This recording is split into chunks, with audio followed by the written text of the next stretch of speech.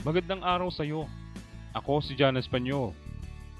Ang video presentation na ito ay isang kasangkapan para maturuan ka kung paanong mag-evaluate ng isang konsepto o sistema ng negosyong epektibo. Ito ay para sa mga taong gustong ibigay ang kanilang 100% sa isang bagay na magbabalik din sa kanila ng 100% o higit pa. Napakaraming taong masisikap sa anumang bagay, sa negosyo man o sa propesyon. Ngunit parang walang nangyayari. Ang sistema ng pagyaman ay wala doon sa kanilang pinagsisikapan. Para ikaw ay maging matagumpay sa pinansyal na estado ng buhay, ito ay binubuo ng pinagsamang tamang ikaw at tamang sistema ng oportunidad na iyong pagbubuhusan ng 100% ng iyong pagsisikap na walang masasayang na oras at lakas mo sa buhay. True success is actually a synergy of right opportunity and the right person for that opportunity. Nais kong ipakita sa iyo ang 4 na prinsipyo na iyong titingnan sa isang negosyo. Una ay ang huge and expanding market. Ayon kay Paul Zane Pilzer, isang world-renowned economist and trend predictor, sa panahon natin ngayon, ang lalaking industriya ngayon ay ang wellness industry. Napapaloob dito ang health products like food supplements, wellness services such as massage and acupuncture, at iba pa. Bakit? Ang lahat ng mga tao ay gustong magkaroon ng magandang kalusugan, maging aktibo at ma-enjoy ang buhay habang tumatanda. Ang mga tao din sa panahon ngayon ay lumilipat na ang approach sa kalusugan o paggamot sa karamdaman mula sa synthetic or pharmaceutical medicines tungo sa natural nutritional approach to health. At ngayon ay may mga epektibong mga bagay na magagamit ng mga tao na makakapagpabuti ng kanilang kalusugan. Pangalawa ay ang unique and consumable products. Unahin natin ang unique. Kung magtatayo ka ng negosyo, dapat ang produkto mo ay naiiba sa lahat. Kung hindi, ikaw ay makikipagkompetensya sa presyo at sa kalidad ng produkto. Kung saan mas mura at maganda ang produkto, doon ang puntahan ng mga customers. Consumable products. Dapat ang produkto mo ay nabibili at nagagamit ng paulit-ulit dahil sa ito ay kailangan at bahagi ng pang-araw-araw na pamumuhay ng tao. Kung consumable ang produkto mo, paulit-ulit kang mababayaran ng mga taong paulit-ulit na bibili sa iyo ng produkto. Pangatlo ay ang trends and timing. Dapat alam mo kung ano ang takbo or trends ng industriya at alam mo kung kailan ka puposisyon sa unahan. Dahil pag ikaw ay isa sa mga naunang nakaposisyon sa takbo ng industriya, isa ka sa maaaring makaranas ng paglaki ng income sa negosyo. Para malaman mo kung paano kang puposisyon sa unahan, dapat malaman mo kung ano ang gumagawa ng trends na ito. Hindi natin maikakaila na ang mga baby boomers ang gumagawa ng trends sa iba't ibang industriya. Sila ang may pinakamalaking halaga ng perang hawak at umiikot sa buong industriya ng mundo. Ang mga baby boomers ay mga pinanganak noong 1946 up to 1964. Pagkatapos ng World War II, ang mga milyong sundalo noong World War II ay nagkaroon na ng pagkakataong makabuo ng kani-kaniyang pamilya. At doon nagsimulang sumibol ang bilyong bilang ng mga sanggol at binansagang baby boomers. Sila ang nagpaputok ng industriya ng mga baby foods, toys, shoes, baby clothes. Noong sila ay naging mga teenagers na, pinaputok nila ang industriya ng musika sa pagbili ng mga records, fashion naman nung sinusundan nila ang uso. Noong sila'y may sapat na gulang na, pinalakas naman nila ang industriya ng real estate dahil sila ay mga bumubukod na sa kanilang mga magulang at nagtatayo ng sariling pamilya. Ang stock market ay lumaki rin dahil sa ang mga baby boomers ay nasa tuktok ng kanilang career at may mga pera para makapagpundar sa pensyon. Ngayon sila'y pumapasok na sa senior years. Maaaring mapaputok nila ang industriya ng mga businesses na nasa retirement issues, legal matters, and the convenience of technologies. Higit sa lahat, naging mas higit na maalalahanin sila sa kanilang kalusugan dahil sa hindi nila gusto ang dulot ng kanilang unti-unting pagtanda. Ang hinahanap nila ngayon ay mga bagay na makasisiguro sa kanilang kalusugan upang higit na maging aktibo at humaba ang buhay. Ngayon ay may mga epektibong pamamaraan at produkto na makapagbibigay ng tugon sa kanilang mga pangangailangang pangkalusugan Walang iba kundi ang mga bagay na nasa wellness industry. May mga bagong henerasyon din ang sumusunod sa mga baby boomers. Sila ang mga tinatawag na Generation X, Generation Y or Millennials, at ang Generation Z or New Silent Generation. Ito ang mga taong ipinanganak after ng baby boomers. Sila rin ay maaaring makagawa ng trend sa industriya. Pero alalahanin natin na ang malaking porsyento ng pera ay nasa mga baby boomers. Kahit gaano ka nakatagal sa negosyo mo, or kahit gaano ka kaloyal sa kumpanya mo dahil sa ikaw ay naturuan doon ng ano paman, ang tanong ay nasa trend ka ba? Para ikaw ay makabenepisyo sa naibibigay ng trends, dapat makaposisyon ka kasama ng mga nakikisabay sa trend ng industriya. Pang-apat ay ang business system. Kung ikaw ay magnenegosyo, huwag ka pumayag na ikaw lang mag-isang magbebenta. Dapat gumamit ka ng sistema ng negosyo na magpapasok ng yaman sa iyo. Tingnan natin ang ilang mga epektibong sistema ng negosyo ang pwedeng magpasok ng malaking halaga ng income sa iyo. Una ay ang shopping mall business system. Sa loob ng mall, may iba't ibang mga stalls. Ang lahat ng stalls ay kumikita sa mga binibili ng mga shoppers sa kanila. Pero ang may-ari ng mall ay may porsyento rin sa kita ng bawat stall. Sa makatuwid, ang may-ari ng shopping mall ay may porsyento sa lahat ng binibili ng mga shoppers sa bawat stalls. At bukod pa doon, ang mga stall owners ay nagbabayad din ng kanilang buwan ng upa. Halimbawa, ikaw ay bumibili ng sapatos, damit or groceries. Kung ano man ang bilhin mo sa loob ng mall, may porsyento ang mall owner sa iyo. Pangalawa ay ang franchising business system. Ang sistemang ito ay binubuo ng dalawang entity, ang tinatawag na franchisor at isa naman ay franchisee. Ang bawat isa ay nakadepende sa isa't isa.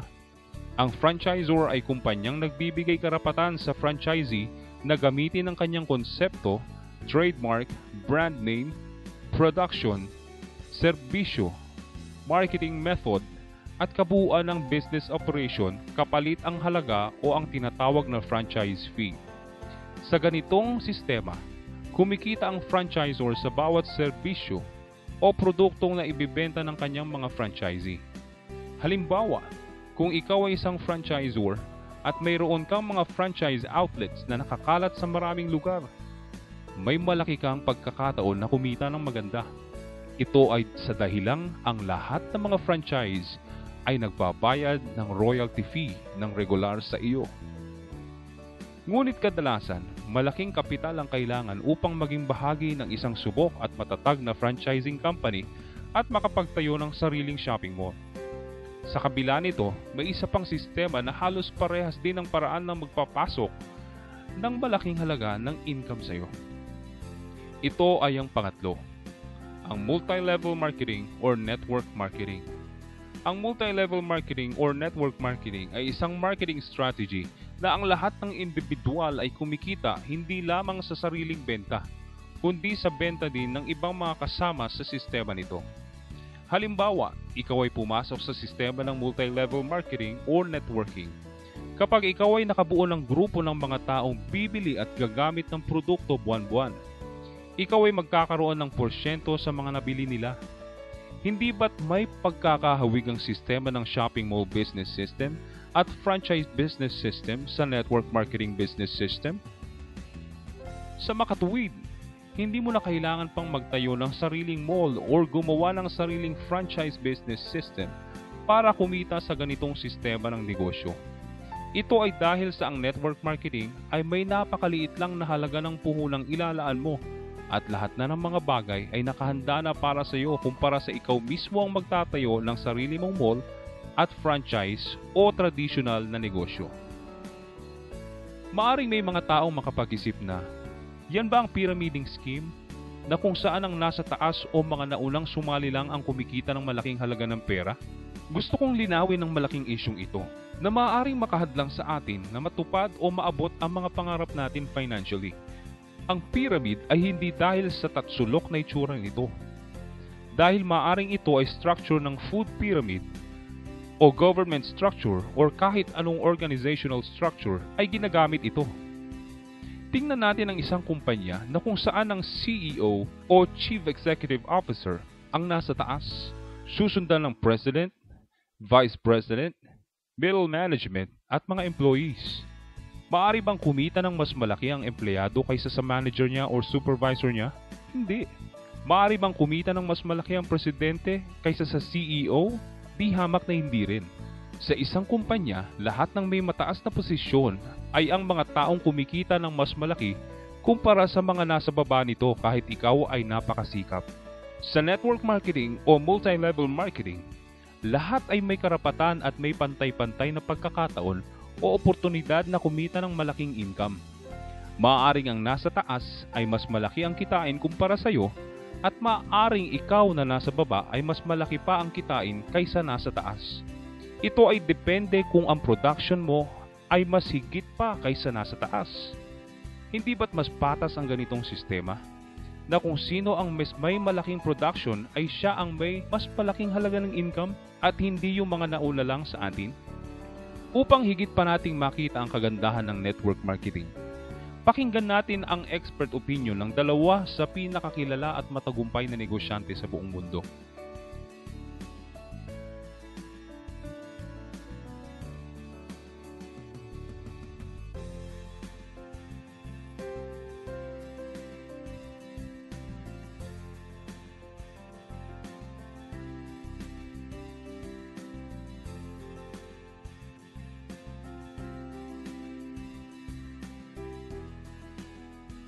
Iyan ang mga payo ng mga successful financially. Wala ka ng iba pang pakikinggang tao patungkol sa pagiging financially successful, kundi yung mga taong successful na doon. Pakikinggan mo ba ang opinyon ng kaibigan mo kumpara sa mga taong dumaan na sa ganitong sistema at naging matagumpay? O pakikinggan mo ang mga mahal mo sa buhay? Hahayaan mo ba na makontrol ka ng opinyon ng ibang tao? O ikaw ang magdedesisyon para sa sarili mo dahil may nakita kang mahalaga para sa iyo? Ngayong nakita mo ang mga prinsipyo na maaaring magdala sa iyo sa financial success, nasa sa iyo ngayon ang desisyon kung ano ang gagawin mo. Maraming taong nagsasabi na, kung gusto mong lumagawa ng tama, gawin mong mag-isa. Kung ganito ang kaisipan mo, hindi mo maaabot ang gusto mo financially. Naisip mo ba kung bakit may mga taong 8 oras lang magtrabaho katulad mo araw-araw sa loob ng isang taon, pero nagagawa nilang kumita ng 1, 3 o 5 milyon o higit pa sa isang taon? Halimbawa, kung ako ay nagtatrabaho ng 8 oras sa loob ng isang araw, habang ikaw ay nagtatrabaho din naman ng 8 oras sa isang araw. Ngunit ang kaibahan natin ay may sistema kang gamit para magpasok ng malaking halaga ng income sa iyo. Hindi malabong mas malaki ang income mo kumpara sa akin. Ang oras ay income ang katumbas. Pag nag-overtime ka, dagdag ang income mo. Pag normal shift lang, minimum lang ang bayad sa iyo. Pero pag hindi ka pumasok, wala ka ng bayad. Halimbawa, ginamit mo ang sistema ng network marketing at ang gamit ko ay sistema lamang ng sipag at tiyaga. Kung mayroon kang 1,000 members sa network organization mo, ang 8 oras mo ay nadagdagan ng 8,000 hours in one day dahil sa mga members na nasa loob ng sistema ng network marketing. Habang ako naman ay masipag at nagtsatsaga ng 8 hours kada araw. Halimbawa, kada 1 oras ay kumikita ako ng 100 piso at 800 naman sa loob ng isang araw. Ikaw naman ay may 8 oras at 7,992 na dagdag na oras mula sa mga taong nasa loob ng organisasyon sa network marketing. Kung ikaw ay mayroong maliit na porsyento ng komisyon na natatanggap mula sa organisasyon mo, na halimbawa ay 10% na lamang ng halaga ng kita kada oras ng lahat ng tao sa organisasyon mo, ganito ang magiging income mo. Kung ang 1% ng 1 oras ay piso, lumalabas na mayroon kang 8,000 kada isang araw. At sa loob ng isang taon, ay may maliwanag kang income na 2.9 million kumpara sa akin na sipag at tiyaga lang ang sistema. Ang lahat ay mayroon ding pribilehiyo na makabuo din ng ganong kalaking organisasyon. Lahat ay may parehas na benepisyo na ibinibigay ng sistemang ito. Maraming mga tao ang namumulat sa malaking benepisyong dulot ng network marketing business dahil sa naibibigay nito ang kalayaan sa oras nila at kalidad ng buhay na isinusukli nito. Ito na ang pagkakataon mo para makapagtayo ng yaman.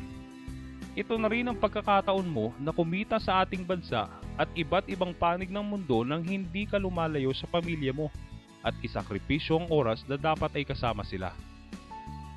May mga taong nagsasabi na, busy talaga ako, wala akong oras dyan. Parang sinasabi nila na kontrolado sila ng oras nila kaysa sila ang kumukontrol ng oras nila. Ang mga tao ay may kani-kaniyang dahilan. Nasa kanila na ang lahat ng dahilan para mabigo. Huwag mong pabayaang maging katulad kanila. Isulat mo ang lahat ng mga gusto mong maabot sa buhay financially at bakit gusto mong maabot ang mga bagay na iyon. Kontakin mo ang numerong nasa video na ito at pag-usapan ninyo kung paano maaabot ang mga hinahangad mo sa pinansyal na buhay. Maraming salamat po sa pakikinig. Again, this is John Espanyol. Have a good day.